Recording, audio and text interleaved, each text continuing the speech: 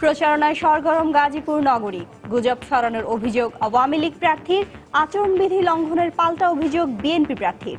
সুষ্ঠু নির্বাচনে কেউ বাধা হয়ে দাঁড়ালে আইনি ব্যবস্থার হুঁশিয়ারি সিইসির। অক্টোবরে নির্বাচনকালীন সরকার গঠনের ইঙ্গিত ওবায়দুল কাদেরের, বললেন একতরফা নির্বাচনের সুযোগ নেই। পরাজয় নিশ্চিত জেনে নেতাকর্মীদের হয়রানির অভিযোগ মওদুদের।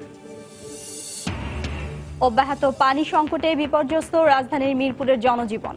আশ্বাসের পরও কোনো উদ্যোগ না নেয়ার অভিযোগ ওয়াসার বিরুদ্ধে। রাজধানীর মহাখালীতে এমপি পুত্রের বেপরোয়া গাড়ির চাপায় এক পথচারী নিহত, মামলা দায়ের। জড়িতদের বিরুদ্ধে ব্যবস্থা নেয়ার আশ্বাস পুলিশের।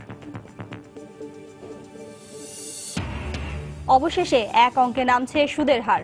9% বেশি সুদ না নেওয়ার সিদ্ধান্ত ব্যাংক মালিকদের সংগঠন বিএবির।